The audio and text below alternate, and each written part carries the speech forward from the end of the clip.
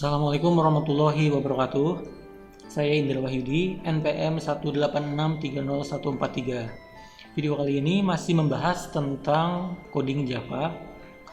Namun materi yang saya bahas kali ini tentang yang pertama ada aksesor, mutator, inheritance, kemudian encapsulation, dan apabila sempat nanti kita akan sampai ke polymorphism. Baik, pertama kita bahas dulu apa itu aksesor.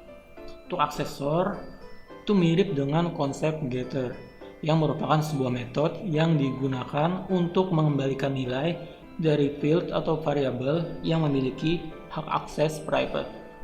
Sedangkan mutator mirip dengan konsep setter, di mana ada sebuah metode yang memiliki akses untuk merubah data dari variabel atau field yang memiliki hak akses private. Jadi aksesor mutator ini dia mirip dengan konsepnya mirip dengan metode penggunaan getter dan setter. Dan untuk prakteknya nanti akan kita gabung ke bagian inheritance saja. Nah, untuk inheritance sendiri itu merupakan suatu proses menurunkan atau mewariskan sifat. Sifatnya itu diantaranya mungkin atribut atau metode dari kelas utama ke suatu kelas lainnya. Untuk melakukan pewarisan dapat menggunakan keyword extend. Baik, di sini saya sudah mengaktifkan aplikasi IDE NetBeans 8.2. Jadi pertama di sini kita akan coba buat sebuah Java package. Nah, di sini mungkin saya kasih nama inheritance. Ya, berhubung kita sedang membahas inheritance. Selanjutnya saya buat sebuah Java class di dalam paket inheritance. Nah, untuk Java class pertama ini akan menjadi kelas utama. Jadi di sini mungkin saya beri nama kelas parent. Oke. Nah, ini kelas parentnya yang akan menjadi orang tuanya atau menjadi pewaris, di mana dia akan mewariskan baik itu atribut maupun metode ke dalam kelas lainnya. Jadi di sini akan saya buat Java class kedua. Untuk namanya mungkin kita beri nama kelas child. Oke. Nah, ini kelas child. Nah, jadi di sini sudah ada dua buah kelas. Nah, supaya mudah di sini melihatnya mungkin kekecilan ya, jadi di sini saya minimize. Nah, kemudian jadi lebih enak melihatnya. Oke, kita ke kelas parents dulu. Kemudian kita coba buat atau kita beri baik itu atribut maupun metode. Jadi untuk atribut yang pertama, misalkan saya mau masukkan sebuah atribut berupa private string. Untuk kelas untuk atributnya mungkin kita beri alamat aja. Nah, setelah kita masukkan satu aja kali ya atributnya, kemudian kita coba buat sebuah atau dua buah metode ya, yaitu tadi kan yang kita bahas di awal tentang aksesor dan mutator. Jadi kita akan coba membuat metode yaitu setter and getter. Untuk membuatnya kita ketikkan dulu public string get alamat. Oke, terus kita buat bodinya. Nah, berhubung ini menggunakan public string, di sini dia meminta sebuah statement return. Jadi di sini kita tambahkan statement return to alamat. Oke. Nah, jadi ini adalah metode untuk get alamat. Kemudian berikutnya saya coba buat untuk yang sektornya public void set alamat. Oke. Nah, untuk public void ini saya akan tambahkan parameter di dalamnya yaitu berupa tipe data string alamat. Lanjut dengan bodinya, di sini kita akan inisialisasikan si alamat, kita deklarasikan bahwa this alamat itu sama dengan alamat. Oke. Nah, jadi di sini ada dua buah metode, yaitu public string get alamat, terus public void set alamat, di mana get alamat ini nantinya yang akan kita pakai ketika akan memanggil akan melakukan panggilan ya. Kemudian untuk set alamat ini berfungsi untuk mengubah nilai. Jadi yang tadinya mungkin dia sebelumnya nilainya belum ada alias 0 ya, dia akan kita beri atau kita ubah nilainya. Oke, jadi di sini sudah ada atribut, sudah ada dua buah metode. Nah, di sini kita coba wariskan dari kelas parent ke kelas child, yaitu dengan cara menambahkan sebuah kata kunci. Mungkin ini kekecilan, jadi oke. Nah, kita tambahkan kata kuncinya tadi extend. Oke. Nah, terus kita ketikkan nama kelas utamanya, yaitu kelas parent. Oke. Nah, jadi untuk yang kelas child ini kita tidak perlu memberi atau kita tidak perlu menambahkan atribut apapun ataupun metode apapun, karena di sini tadi sudah mewarisi baik itu atribut maupun metode yang ada di dalam kelas parent. Untuk membuktikannya kita akan di sini saya akan coba buat sebuah package baru, mungkin di sini Java package. Nah, untuk yang ini saya kasih nama inheritance program. Nah, di dalam package yang ini saya akan buat sebuah Java main class, karena kita akan coba running nanti di dalamnya. Saya beri nama program. Oke. Ini saya minimize.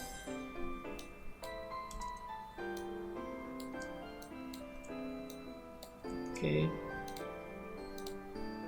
Nah, pertama kita akan coba buat objeknya dulu dengan menggunakan class child.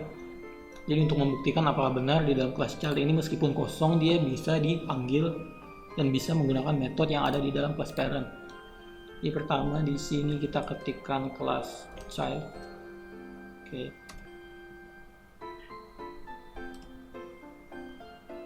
Class child, kemudian kita buat sebuah objek namanya mungkin anak satu sama dengan new, dan kita panggil lagi class child. Oke. Nah, jika diperhatikan di sini muncul sebuah teks import inheritance class child, itu karena tadi saya buat program ini di dalam package yang berbeda. Jadi ketika kita memasukkan atau memanggil sebuah kelas dari package yang berbeda, dia otomatis akan mengimport, dia akan melakukan import secara otomatis. Oke, jadi di sini saya akan setting si alamat untuk si anak satu ini. Caranya kita ketikkan anak satu dot set alamat. Nah, set alamat. Oke. Nah, di sini dia meminta untuk mengisikan nilai pada parameter berupa tipe data string. Jadi kita menggunakan tanda petik. Kemudian kita masukkan untuk alamatnya si anak satu ini, katakanlah di Banjarmasin ya. Oke. Berikutnya kita coba cetak atau kita coba panggil sistem outline. Kita panggil anak satu dot. Nah, di sini kita menggunakan get alamat. Nah, jadi yang set alamat tadi kita bisa merubah nilainya dari yang tadinya belum ada nilai atau 0 menjadi Banjarmasin. Kemudian di sini kita panggil dengan anak satu dot get alamat. Kita coba jalankan. Nah, di sini untuk run projectnya kita inheritance program. Oke. Nah, di bagian output sudah muncul teks Banjarmasin. Di sini coba saya edit biar lebih sekedar menjelaskan. Alamat anak misal. Oke. Baik. Kurang tanda plus. Nah. Oke. Nah, jadi alamat anaknya yaitu Banjarmasin misal. Padahal tadi kan di bagian kelas child ini tidak ada kita masukkan baik itu atribut maupun metode apapun. Tapi di sini meskipun kita menggunakan kelas child, kita buat anaknya, anak satu tadi ya, kemudian kita tetap bisa menggunakan metode set dan get tadi, yang artinya ini berhasil ya, dimana kelas parent telah mewariskan baik itu atribut maupun metodenya ke dalam kelas child dengan menggunakan tadi extend. Oke. Jadi mungkin demikian untuk inheritance atau pewarisan. Berikutnya kita akan membahas tentang apa itu encapsulation. Encapsulation merupakan suatu proses membungkus sebuah atribut atau variabel ke dalam suatu metode.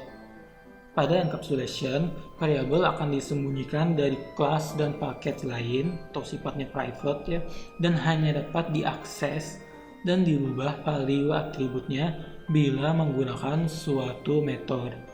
Nah, jadi di encapsulation ini dia lebih mengutamakan secure, dia lebih mengutamakan keamanan dari si atribut atau si variabel.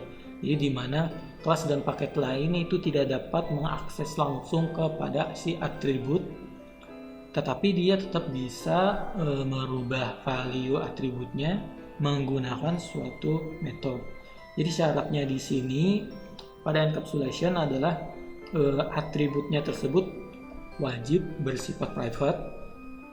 Kemudian di tiap atribut yang kita berikan pada kelasnya itu harus kita beri setidaknya 2 buah metode untuk dapat merubah value-nya pada kelas maupun paket lain.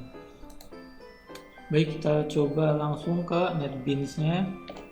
Nah, di sini pertama mungkin saya tutup dulu. Nah, ini ke project. Oke, nah sekarang saya coba buat sebuah paket baru. Sini mungkin saya beri nama encapsulation. Oke. Nah, di dalam paket encapsulation saya buat sebuah Java class. Saya beri nama di sini ya mahasiswa. Nah, oke. Saya zoom biar mudah kelihatan. Nah, pada kelas mahasiswa ini tadi syaratnya untuk encapsulation adalah atributnya wajib sifatnya berupa private. Jadi kita coba masukkan beberapa atribut. Di sini private, tipe datanya string. Katakanlah di sini atributnya nama deh.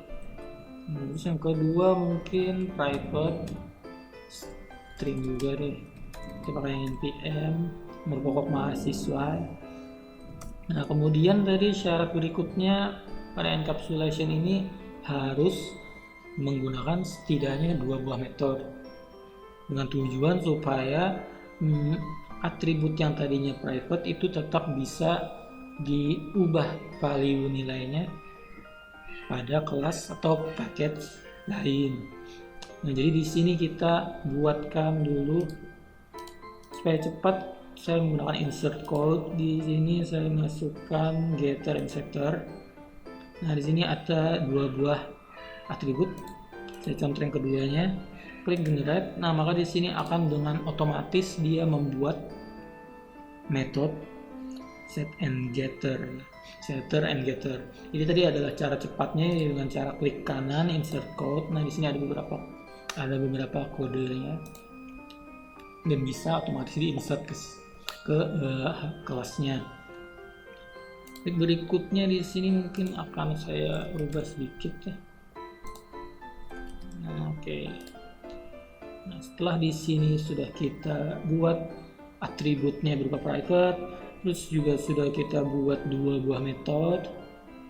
Nah, kita coba jalankan. Nah, di sini saya buat paket baru.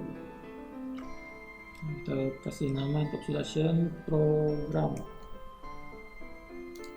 Nah, di sini kita buat Java main class baru supaya nanti kan kita bakal running. Sini kasih nama program. Oke. Ini kita lihat dulu komennya. Nah, selanjutnya di sini akan kita coba buat objek memanggil kelas mahasiswa. Terus objeknya katakanlah MHS1 sama dengan new mahasiswa. Oke. Nah, dia otomatis import. Oh, lupa digedein ini. Kecilan bentar kan nggak kelihatan ya. Nah, sekarang kita coba set name dulu untuk mahasiswa 1, namanya siapa? mhs1 dot set name, set nama. Nah, kita masukkan stringnya, namanya misalkan Indra Wahyudi. Oke. Nah, di sini langsung kita cetak, coba sistem Finland, kita panggil mhs1 dot get nama. Oke. Nah, katakanlah begitu. Nah, kita coba running. Oke. Di sini udah work ya. Di sini di output udah muncul Indra Wahyudi misalnya. Oke, yang artinya ini sudah bisa dirubah, nilai dari nama ini value-nya bisa dirubah. Nah, dan untuk encapsulation sendiri biasanya digunakan orang untuk melakukan validasi atau pembuktian. Nah, misalkan di sini saya contohkan yang sederhana di bagian public string get name. Nah, ini misal saya masukkan sebuah kondisi if apabila nilai dari this name, nah, misalkan itu this nama kamu contain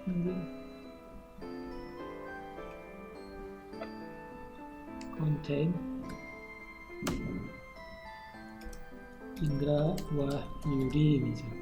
Jadi maka sistem akan memberitahu bahwa nama dikenali. Else sistem pindahan lagi, nama tidak terdaftar. Nah, jadi di sini misalkan pada this name itu mengandung atau contain teks berupa Indra Wahyudi, maka sistem akan memberitahu kita bahwa nama tersebut dikenali. Namun apabila nama yang diinputkan atau nama yang ditampung oleh this name ini bukan Indra Wahyudi atau selain Indra Wahyudi, maka sistem akan memberitahu bahwa nama tidak terdaftar. Coba kita jalankan. Yang pertama kita jalankan yang ini dulu mungkin. Nah, di sini sistem telah memberitahu bahwa nama dikenali ya. Terus apabila namanya mungkin kita ganti dengan nama orang lain, Sinta misalnya, maka apa yang terjadi? Nah, nama tidak terdaftar. Oke, berarti oke. Nah, sekarang misalkan nih datanya kosong. Nah, kita bisa masukkan lagi kondisi di set name ini mungkin nih, kita coba menggunakan if. Terus kondisinya apabila nilai this nama is empty misal. Nah, maka di sini sistem akan memberitahu isi dulu coy. Nah, misalkan kayak begitu ya. Oke, kita coba jalankan. Ini namanya kita kosongkan. Insert 6. Apa yang terjadi? Wah, error. Kita cek dulu. Aduh, di mana ini errornya? If this nano is empty, error ini. Ini kita coba di bawah, di mana coba? Nah, gini mungkin jalankan. Nah, salah berarti yang tadi. Isi dulu coy, nama tidak terdaftarnya udah muncul. Oke, jadi intinya pada enkapsulasi ini tadi, pertama wajib kita membuat atribut dengan nilainya private ya. Jadi atributnya itu sifatnya private. Kemudian setidaknya kita beri 2 buah metode agar kelas atau paket yang lain itu tetap bisa melakukan perubahan nilai pada atribut tersebut meskipun tadi sifatnya dia private. Jadi untuk enkapsulasi ini dia mungkin lebih memfokuskan ke secure-nya, keamanan. Baik, berikutnya kita akan membahas tentang yang namanya polymorphism. Apa itu polymorphism? Yaitu di mana objek bisa memiliki banyak bentuk, bisa dari kelas parent, namun value-nya bisa dipanggil menggunakan kelas turunannya. Jadi sebuah kelas dapat bertingkah laku atau memiliki sifat kelas turunannya. Nah, di sini ada contoh untuk polymorphism di mana kita biasa bikin objek kan, kita ketikkan kelas parentnya, terus nama objek sama dengan new. Nah, dan di polymorphism kita di sini bisa menggunakan kelas turunan. Oke, kita langsung praktek aja ke NetBeans. Ini yang encapsulation udah selesai, jadi kita close aja. Oke, di sini saya minimize. Kita bikin new Java package. Di sini namanya langsung polymorphism. Oke, polymorphism. Saya buat lagi di sini Java class. Di sini kita akan membahas apa ya? Contohnya kita ke kartun. Nah, ini kita delete komennya nggak pakai. Oke, kita ke kartun. Jadi ini untuk kelas utamanya. Jadi kita isikan dulu atributnya. Untuk kartun itu kita private, string, judul mungkin judul. Oke.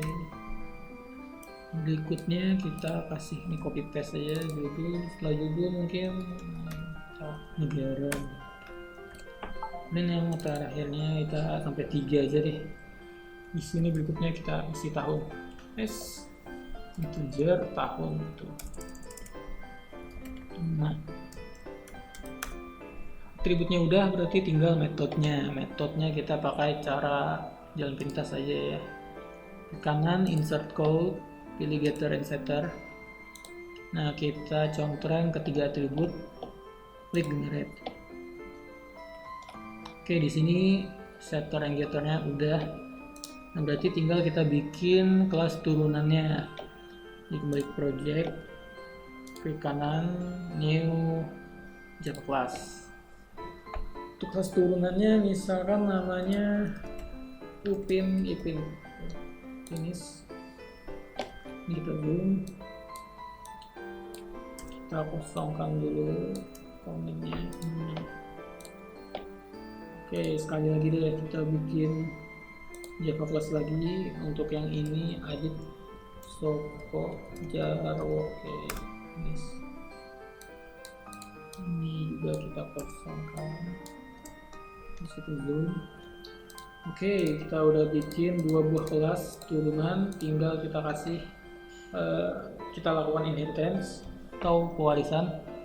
Berarti di bagian kelas Ipin di sini kita kasih kata kunci extends. Terus kelas utamanya adalah kartun. Oke. pun juga yang Adik Sopo Jarwo juga sama, kasih extend. Kelas utamanya kartun. Oke. Nah, sekarang di sini kita akan coba bikin Java main class-nya untuk runningnya di sini aja deh. Di sini saya bikin Java package baru. Untuk yang ini aplikasi. Jadi di polymorphism aplikasi saya bikin Java main class, namanya aplikasi itu. Nah, oke, ini kita delete. Kita zoom biar kelihatan jelas. Oke, Adik Sopo Jarwo, Ipin. Oke, kita coba bikin objek, tapi dengan cara yang biasa dulu. Kita coba di sini kita ketikkan kelas kartun.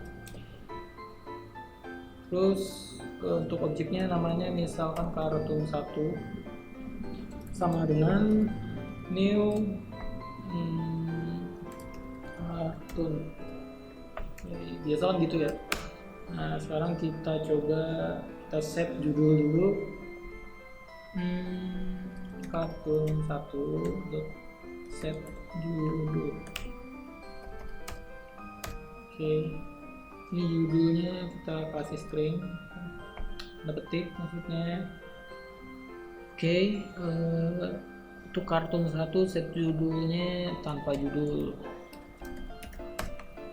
ya, karena ini kan untuk yang main class-nya. Jadi kita coba jalankan sistem outbound kartun 1, oke, dot get judul. Oke, kita coba jalankan sekarang.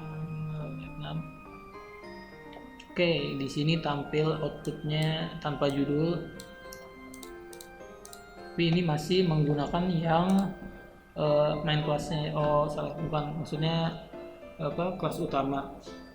Nah, di sini kita coba menggunakan yang polymorphism. Jadi untuk kelas yang ini kita akan ganti value-nya menjadi kelas turunan, misalkan Adik Sopo Jarwo deh. Oke, jadi ini saya ganti Adik Sopo Jarwo. Oke. Nah, dan di sini judulnya misalkan saya ganti menjadi Adik Sopo Jarwo episode 1 misalkan gitu ya. Terang. Nah, bisa ya. Di sini outputnya Adik Sopo Jarwo episode 1, meskipun di sini kita menggunakan kelas turunan, jadi polymorphismnya bisa. Oke, ini salah satu contoh ya kan. Sekarang coba kita misalkan di bagian kelas utama kita lakukan operating deh, bisa work nggak? Jadi misalkan di sini public void judul misalnya, public judul. Oke, terus bodinya sini kita sistem operan, misalkan isinya apa, tanpa judul. Nah, sekarang yang ini akan kita coba copy paste ke subclassnya atau kelas turunannya, itu contohnya Upin deh. Jadi di sini adalah Upin dan Ipin, episode Lebaran. Nah, misalkan seperti itu. Kita ke aplikasi. Jadi ini kita ganti jadi kelas Upin Ipin. Oke. Nah, berikutnya di sini kita tinggal, ini kita delete aja, kita tinggal panggil deh. Kita panggil si kartun, misalnya kartun 1 dot judul. Nah, gitu deh, coba tekan F6. Oke, tampil ya. Tampil Upin dan Ipin episode Lebaran. Nah, padahal kan di sini di bagian kelas utama juga ada nih public void judul, tapi dia mengambil yang ada di kelas turunan yaitu Upin-Ipin. Jadi itu karena di bagian sini kita mengambil kelas turunan Upin dan Ipin. Jadi misalkan di sini saya ganti menjadi kelas utama kembali kartun, maka ketika di running dia akan ngambil yang di kartun alias yang isinya tanpa judul. Oke, kita balikin lagi deh. Yang ini jadi Upin-Ipin. Nah bisa ya. Jadi syaratnya tadi adalah si Upin-Ipin ini harus mewarisi daripada sifat atau atribut dan metode yang ada di kartun atau kelas utamanya. Jadi misalkan di sini extendnya saya hapus, kira-kira apa yang bakalan terjadi pada aplikasi tab 6? Nah, sudah pasti di sini akan error ya. Di sini udah error duluan. Incompatible type Upin-Ipin cannot be convert to cartoon. Di sini mungkin kembaliin ke Aditya Pujarwo. Oke. Nah, tanpa judul. Kenapa tanpa judul ya? Karena itu di sini nggak ada ya.